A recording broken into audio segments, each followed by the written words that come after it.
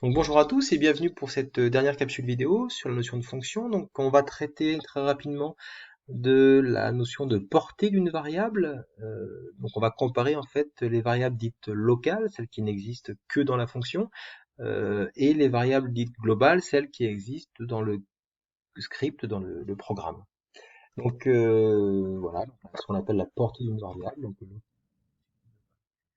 une fonction que je vais appeler somme. Alors on aurait pu la documenter cette fonction, donc à l'aide des triples voilà, guillemets, et puis ici mettre des informations notamment sur le type de paramètres et puis ce que cette fonction est censée renvoyer. Donc quand on rentre ensuite dans le corps de la fonction, dans ce bloc ici, on voit qu'il y a une variable grand S qui est créée et qui stocke la valeur 0 pour le moment. Et ensuite, il y a une boucle for. Et puis, à chaque itération, eh bien, la variable grand S, on lui affecte la valeur stockée dans grand S plus i. Et à la fin, on renvoie la valeur stockée dans S.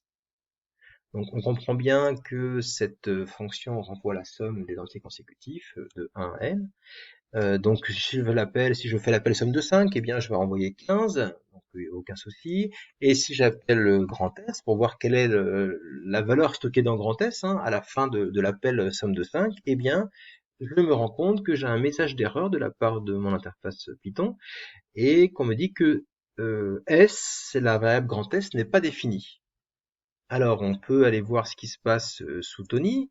Donc j'ai la même fonction, je l'exécute. Voilà.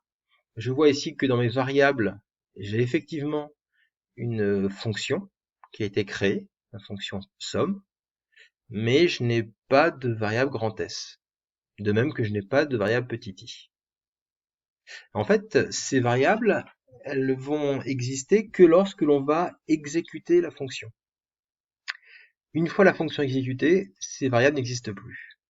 Donc, quand j'appelle grand S ici, elles n'existent plus. De même que je pourrais appeler grand I, eh bien, il m'enverrait le même problème. J'aurais le même souci. Donc grand I, j'aurais une erreur. Grand I n'est pas défini. Enfin, pardon. Petit i n'est pas défini. Voilà. Donc on appelle ça en fait des variables locales. Donc la variable grand S en fait n'existe que dans le corps de la fonction. Donc n'existe que lorsque l'on exécute la fonction. Une fois la fonction exécutée, Python ne la connaît plus. Donc on parle de variables locales. Et on va comparer ça à des variables globales. Donc par exemple ici, j'ai mis grand S, on a affecté à grand S la valeur 2020, et donc on reprend la fonction précédemment créée, donc avec encore cette fois-ci une variable grand S dans le corps de la fonction, et on recrée la fonction somme précédemment présentée. Et donc on voit que lorsque j'appelle somme de 5, lorsque je fais l'appel somme de 5, il y a un petit souci puisque il y a simultanément deux variables grand S qui prennent des valeurs différentes. Et bien en fait, ce qui se passe, c'est que lorsque l'on appelle somme de 5, la variable grand S qui est accessible à Python, c'est celle qui est dans le corps de la fonction. Donc le somme de 5 va bien nous renvoyer 15. Donc somme de 5 nous revient 15, ça pose aucun souci. Maintenant, la question qu'on peut se poser, c'est que se passe-t-il si je souhaite afficher la valeur stockée dans grand S? En fait, ce qui se passe, c'est que grand S, une fois l'appel somme de 5 exécuté, eh bien, la variable grand S, qui est à l'intérieur du corps de la fonction, elle va disparaître.